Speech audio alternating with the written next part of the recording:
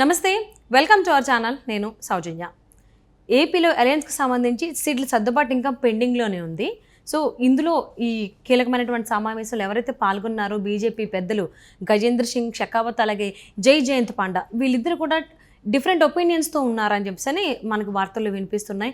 ఎందుకు ఇద్దరు కూడా అలా డిఫరెంట్ ఒపీనియన్స్తో ఉన్నారు, ఏం జరిగి ఉండొచ్చు, ఈ అంశానికి సంబంధించి మనతో మాట్లాడడానికి వారి విశ్లేషణని మనతో పంచుకోవడానికి ఈరోజు మనతో పాటు ఉన్నారు senior journalist, senior political analyst CS Rao garu ఉన్నారు. వారితో మాట్లాడదాం. నమస్తే అండి. నమస్తే. ఏపీలోకి సంబంధించి ఇంకా సీట్ల సర్దుబాటు, ఇంకా అలయన్స్కి సంబంధించి సీట్ల సర్దుబాటు ఇంకా జరగలేదు, స్టిల్ ఇంకా పెండింగ్లోనే ఉంది అని చెప్పేసి అంటున్నారు.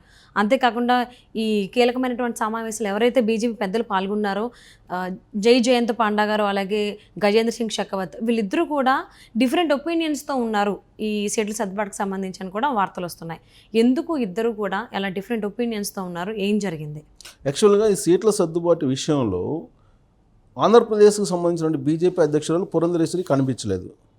ఈ సీట్ల సర్దుబాటు విషయంలో ఉండాలి, యాక్చువల్గా ఆంధ్రప్రదేశ్ సంబంధించినటువంటి అధ్యక్షురాలు ఉండాలి. ఎందుకంటే ఏ కాన్స్టిట్యున్సీలో బలం ఉంది, ఏ కాన్స్టిట్యున్సీలో బలం లేదు, ఏ కాన్స్టిట్యున్సీ తీసుకుంటే గెలిచే అవకాశం ఉంది, వీటన్నిటి మీద ఆవిడ కూడా చర్చల్లో ఉండాలి. ఆ చర్చలో కానీ ఆవిడ కనిపించలేదు. ఎవరెవరు దాంట్లో ఉన్నారు అని అంటే చంద్రబాబు నాయుడు తెలుగుదేశం పార్టీ జాతీయ అధ్యక్షుడు, పవన్ కళ్యాణ్ జనసేనాని, అలాగే బీజేపీ జాతీయ ఉపాధ్యక్షుడు జయంత్ పాండా, అలాగే కేంద్ర మంత్రి షెకావత్, వీళ్ళు ఉన్నారు, గజేంద్ర సింగ్ షెకావత్. అయితే ఇక్కడ చంద్రబాబు నాయుడు మీద పూర్తి నమ్మకం ఉంది ఢిల్లీ బీజేపీకి ప్రత్యేకించి. అందుకే అక్కడ అమిత్ షా కానీ లేదంటే నడ్డా కానీ, జాతీయ అధ్యక్షుడు నడ్డా కానీ వీళ్ళు చంద్రబాబు నాయుడు మీద నమ్మకంతో ఆల్రెడీ పొత్తు ప్రకటించేశారు. ఢిల్లీ కేంద్రంగా ఉమ్మడిగా ప్రకటించేశారు 4 రోజుల క్రితం. మిగతా సీట్ల షేరింగ్ కానీ లేదంటే సర్దుబాటు కానీ ఇవన్నీ కూడా చంద్రబాబు నాయుడు మాట్లాడతారు అని చెప్పి చంద్రబాబు నాయుడుకి అప్పచెప్పారు ఆయన మీద నమ్మకంతో. కానీ వచ్చినటువంటి వాళ్ళల్లో కేంద్రానికి సంబంధించి ఢిల్లీ బీజేపీ దూతలుగా వచ్చినటువంటి వాళ్ళిద్దరూ చెరొక విధంగా ఆలోచిస్తున్నారు అనేది ఒకటి. ఎందుకు ఆలోచిస్తున్నారు అని అంటే, ఇప్పుడు గజేంద్ర సింగ్ షెకావత్కి ఏమో చంద్రబాబు నాయుడు మీద గౌరవం ఉంది. చంద్రబాబు నాయుడు సీనియరు, చంద్రబాబు నాయుడు అనుభవం ఉంది, చంద్రబాబు నాయుడు ఏది చెప్పినా కరెక్ట్గా చెప్తారు, అది ఎన్డీఏకి మంచి జరిగేలా చెప్తారు అనేటువంటి ఒపీనియన్ ఉంది. ఎందుకంటే గజేంద్ర సింగ్ షెకావత్ సుదీర్ఘమైనటువంటి రాజకీయ ప్రయాణం చేశారు, ప్లస్ రాజకీయాల్లో ఆరితేరినటువంటి లీడర్ ఆయన. అందుకే చంద్రబాబు నాయుడు యొక్క వ్యూహాలు, చంద్రబాబు నాయుడు యొక్క రాజకీయ ఎత్తుగడలు కానీ రాజకీయ సదరంగాన్ని కానీ అర్థం చేసుకోగలరు. అదే బీజేపీ ఉపాధ్యక్షుడు, జాతీయ ఉపాధ్యక్షుడిగా ఉన్నటువంటి జయంత్ పాండా విషయంలో ఆయన ఒడిశాకు సంబంధించినటువంటి లీడరు. ఆయన బ్యాక్గ్రౌండ్ అంతా ఆర్ఎస్ఎస్కు సంబంధించినటువంటి బ్యాక్గ్రౌండ్. సో ఈ ఆర్ఎస్ఎస్ నుంచి వచ్చినటువంటి వాళ్ళకి పట్టు విడుపులు ఉండవు. వాళ్ళు అనుకున్నది జరగాలి, లేదంటే వాళ్ళు అసలు ఆ పార్టీ ఏమి లేకపోయినా కానీ ఆ పార్టీకే ప్రాధాన్యత ఉండాలి అనేటువంటి ఒక అభిప్రాయం ఇమిడిపోయి ఉంటుంది, నరనరాన జీర్ణించుకోపోయి ఉంటుంది వాళ్ళకి. మిగిలినటువంటి పార్టీలని యాక్సెప్ట్ చేసేటువంటి మనస్తత్వం ఉండదు. దాని ట్రైనింగే అలా ఉంటుంది, ఆర్ఎస్ఎస్ ట్రైనింగ్. సో కాబట్టి అక్కడ వాళ్ళిద్దరు పార్టిసిపేట్ చేసినప్పుడు గజేంద్ర సింగ్ షెకావత్ ఏమో ఫ్రెండ్లీ నేచర్ తోటి సర్దుబాటుకు సంబంధించి చంద్రబాబు నాయుడుకి వదిలిపెట్టి చంద్రబాబు నాయుడు తోటి కొంత కోయిన్సైడ్ అయ్యారు. అదే జయంత్ పాండా కోయిన్సైడ్ కావట్లా. కోయిన్సైడ్ కాకపోగా ఆయన ఫలాని సీట్లు మాకు కావాలి, మాకు ఇన్ని కావాలి, లేదంటే కుదరదు అనేటువంటి యాంగిల్లో కూడా మాట్లాడారు అనేది మనకు విశ్వసనీయంగా తెలిసినటువంటి సమాచారం. అందుకే సమావేశం దాదాపు 8 గంటల పాటు వాళ్ళు చర్చలు జరిపినప్పటికి కూడా ఒక కొలిక్కి రాలేదు. మళ్ళీ సమావేశం కాబోతున్నారు రేపో ఎల్లుండో. మళ్ళీ సమావేశం అయ్యి దాని మీద మళ్ళీ సీట్ల సర్దుబాటుకు సంబంధించి మాట్లాడుకునేటువంటి పరిస్థితి వచ్చింది. అట్లీస్ట్ ఈ రాబోయేటువంటి మీటింగ్లోనైనా పురంధేశ్వరి గారు పాల్గొనేటువంటి అవకాశం ఉందా, లేదా ఇప్పుడు కూడా పక్కన పెట్టేస్తారా? ఫస్ట్ జరిగినటువంటి మీటింగును చూస్తే కనుక పురంధరేశ్వరి పాత్ర ఉండకపోవచ్చు అని చెప్పి మనం ఒక అంచనాకి, ఒక అభిప్రాయానికి రావచ్చు. యాక్చువల్గా ఆవిడ ఉండాలి, ఏపీ అధ్యక్షురాలు కాబట్టి ఆవిడ ఉండాలి. కానీ తెలుగుదేశం పార్టీ అధినేత చంద్రబాబు నాయుడు అలాగే పురంధరేశ్వరి ఇద్దరు కూడా కుటుంబ సభ్యులు కాబట్టి బహుశా అందుకు ఆమె స్కిప్ అయ్యారేమో, దూరంగా ఉన్నారేమో. ఎందుకంటే ఇప్పటికే ఆమె మీద అనేకమైన ఆరోపణలు వైఎస్ఆర్ కాంగ్రెస్ పార్టీ చేస్తూ ఉంది. తెలుగుదేశం పార్టీ ఏం చెప్తే అది చేస్తున్నారు, చంద్రబాబు నాయుడు ఏది మాట్లాడమంటే అది మాట్లాడుతూ ఉన్నారు, చంద్రబాబు నాయుడు అడుగుజాడల్లో నడుస్తున్నారు, ఇలాంటి ఆరోపణలన్నీ తరచూ చేస్తూ ఉన్నారు. పైగా ఆవిడ కొంచెం నిబద్ధత నిజాయితీతో కూడినటువంటి పొలిటీషియన్. ఆవిడ అధిష్టానం ఏం చెప్తే అది చేసేటువంటి లీడరు. పైగా ఇలాంటి ఆరోపణలకి దూరంగా ఉంటూ ఉంటారు. వీలున్నంత వరకు దూరంగా ఉండాలి, ఆరోపణలు రాకుండా దూరంగా ఉంటే బెటర్ అనేటువంటి ఒపీనియన్ తోటి ఉంటారు ఆవిడ. బహుశా ఆవిడే స్కిప్ అయ్యారేమో అనేది నా వ్యక్తిగతమైనటువంటి అభిప్రాయం. బట్ అయినప్పటికీ వాళ్ళు ఆ సమావేశంలో పిలుచుకురావాలి ఢిల్లీ పెద్దలు. ఆవిడ రాకుండా వీళ్ళు వచ్చేసారు. ఒకవేళ ఢిల్లీ పెద్దలు రమ్మంటే అనివార్యంగా వచ్చిండేవాళ్ళు. కానీ వాళ్ళు కూడా బహుశా బలవంతంగా రమ్మని చెప్పి ఉండకపోవచ్చు. చెప్పినా కానీ ఒక నైస్గా స్కిప్ అయ్యి ఉండొచ్చు ఆవిడ. కారణం ఏదైనా కానీ ఆమె కనపడకపోవటం అనేది అక్కడ ఆ చర్చల్లో కొంత మైనస్ బీజేపీకి. సో ఇప్పుడు రాబోయేటువంటి మీటింగ్లో కూడా ఉండకపోవచ్చు. ఒకటి.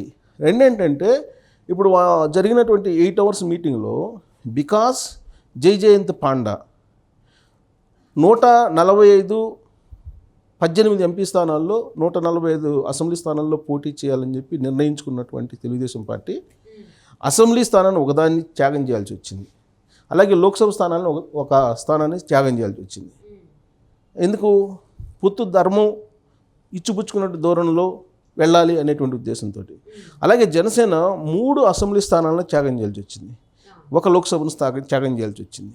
అంటే 6 లోక్సభ స్థానాలు, 10 అసెంబ్లీలు ఇవ్వాల్సి వచ్చింది. వాస్తవంగా తెలుగుదేశం పార్టీ అనుకుంది ఏంటంటే ఒక 4 లోక్సభ స్థానాలు, ఒక 8 అసెంబ్లీ స్థానాలు ఇస్తే సరిపోతుంది అనేటువంటి యాంగిల్లో ఉంది. ఎందుకంటే లాస్ట్ ఎలక్షన్ అప్పుడు కూడా 2014 అప్పుడు కూడా అంతే ఇచ్చారు. సో అప్పటికిప్పటికి ఏమన్నా పెరిగిందా బలం అంటే లేదు. ఇవాళకి కూడా 0.5%లోనే ఉంది బీజేపీ. అయినప్పటికీ వాళ్ళు డిమాండ్ చేయటం అనేది ఆర్ఎస్ఎస్ బ్యాక్గ్రౌండ్ నుంచి వచ్చినటువంటి జైజయంత్ పాండా చాలా సీరియస్గా ఇలా అయితే కుదరదు అన్నట్టుగా కొంచెం అసహనం వ్యక్తం చేశారు అనేటువంటిది వినిపిస్తుంది, విశ్వసనీయంగా తెలుస్తుంది. అయితే గజేంద్ర సింగ్ షెకావత్ మాత్రం ఎట్టి పరిస్థితుల్లో చంద్రబాబు నాయుడు తోటి అలయన్స్కి వెళ్ళాలి, ఆయన జాతీయ స్థాయిలో కూడా ఉపయోగపడతాడు రాబోయేటువంటి రోజుల్లో, ప్లస్ ఎన్డీఏకి ఆయన కన్వీనర్ కాబోతున్నారు అనేటువంటి అభిప్రాయంతో ఆయన ఉన్నారు. అందుకే ఆయన్ని ఫ్రెండ్లీ నేచర్ తోటి లైజనింగ్ చేసి ఎల్లకొల్ల దాన్ని సర్దుపుచ్చి ఈ సర్దుబాటుకి క్లోజ్ చేద్దాం అనేటువంటి యాంగిల్లో ఆయన ఉంటే, బట్ ఈయన మాత్రం కొంచెం పట్టుబట్టి దాన్ని తొలి 8 గంటలు మాట్లాడినప్పటికీ కూడా బికాజ్ ఆఫ్ జైజయంత్ పాండా అది వాయిదా వేసుకోవాల్సి వచ్చింది అని చెప్పి తెలుస్తుంది. అయితే నెక్స్ట్ ఇప్పుడు సీట్లు నెంబర్ ఆఫ్ సీట్స్ ఒక కొలిక్కి వచ్చాయి కాబట్టి ఆల్రెడీ త్యాగం చేశారు. తెలుగుదేశం పార్టీ త్యాగం చేసింది, అలాగే జనసేన కూడా త్యాగం చేసింది కేవలం పొత్తు కోసం. సీట్లకు సంబంధించి ఆల్రెడీ ఎంపీ స్థానాలు అయితే దాదాపుగా కన్ఫర్మ్ అయిపోయినాయి. అది బీజేపీకి ఇచ్చేటువంటి స్థానాలు కూడా కన్ఫర్మ్ అయిపోయినాయి. అభ్యర్థులు కూడా పలానోళ్ళు అని చెప్పి వచ్చి వస్తుంది. ఎక్కడెక్కడ అరకు అక్కడ గీత ఆవిడ అని చెప్తున్నారు బీజేపీ తరఫు నుంచి. తర్వాత విజయనగరం క్యాండిడేట్ ఇంకా కన్ఫర్మ్ కాలేదు. విజయనగరం స్థానం కూడా కన్ఫర్మ్ కాల, ఇంకా టెంటేటివ్గా అనుకుంటున్నారు. తర్వాత రాజమండ్రి నుంచి పురంధరేశ్వరి పోటీ చేస్తారు అనుకుంటున్నారు. నర్సాపురం ఎలాగూ త్రిబులార్ రఘురామకృష్ణరాజు ఉన్నారు. ఇక అనకాపల్లి కూడా క్యాండిడేట్ ఇంకా ఫైనల్ కాల. అనకాపల్లికి సంబంధించి ఇంకా ఫైనల్ కాలేదు, జస్ట్ ఊరికే అనుకుంటున్నారు తప్పితే ఇంకా ఫైనల్ కాలేదు. బీజేపీ కావాలనుకుంటుందని చెప్పి అంటున్నారు. తిరుపతి అలాగూ రత్నప్రభ ఆల్రెడీ బీజేపీకి ఇవ్వాలి, గత ఉప ఎన్నికల్లో అక్కడి నుంచి పోటీ చేసి ఓడిపోయారు కాబట్టి ఆవిడకి ఇచ్చేటువంటి అవకాశం ఉంది. కాబట్టి ఈ 6 స్థానాలు ఈ 6 ప్లస్ 6 అభ్యర్థులు కూడా 6లో దాదాపు 4 కన్ఫర్మ్ అయిపోయారు, ఇంకా 2 ఉన్నాయి. అనకాపల్లి నుంచి సీఎం రమేష్ పోటీ చేయాలని చెప్పి అంటున్నారు. సీఎం రమేష్ ఏమన్నా పోటీ చేస్తారేమో అక్కడ అనకాపల్లి నుంచి. సో విజయనగరం ఒకటే పెండింగ్ ఉంది. బహుశా విజయనగరం చంద్రబాబు నాయుడు ఎవరినన్నా క్యాండిడేట్ని చూసిస్తారేమో బీజేపీకి అనేది ఒకటి వినిపిస్తుంది. ఇప్పుడు ప్రజెంట్ తెలుగుదేశం పార్టీలో ఉన్న హార్డ్ కోర్ అయ్యన్న పాత్రుడు కుమారుడు ఉన్నాడు, విజయపాత్రుడు. ఒకవేళ విజయపాత్రుడిని చంద్రబాబు నాయుడే బీజేపీలో పంపించి అక్కడి నుంచి అనకాపల్లి నుంచి విజయపాత్రుడిని పోటీ చేపిస్తారా అనేది కూడా ఒకటి వినిపిస్తుంది. ఎందుకంటే ఇచ్చిపుచ్చుకున్నటువంటి దూరంలో వెళ్తున్నారు. అభ్యర్థులను గెలిపించడం అన్నీ కూడా చంద్రబాబు నాయుడు మీద పెట్టారు ఢిల్లీ బీజేపీ పెద్దలు. ఆయన మీద అంత నమ్మకం ఉంది. సో ఇక్కడ కొంచెం ఈ జైజయంత్ పాండా కారణంగా కొంత ఏదో చిన్న అభిప్రాయ భేదాలు అవి కూడా పోయేటువంటి అవకాశం ఉంది. 2 రోజుల్లో రేపు ఎల్లుంట్లో అభ్యర్థులను ప్రకటించేటువంటి అవకాశం కూడా లేకపోలేదు. ఓకే. సో ఏపీలో ఉన్నటువంటి అలయన్స్కి ఇంకా సెటిల్ సర్దుబాటు పెండింగ్లోనే ఉంది. సో 2-3 రోజుల్లో జరిగేటువంటి కీలకమైనటువంటి సమావేశాల్లో ఒక కొలిక్కి రావాలని చెప్పేసి ఆశిద్దామండి. సో మరి ఏం జరగబోతుందో చూద్దాం. And thank you so much for spending your valuable time with us. Thank you.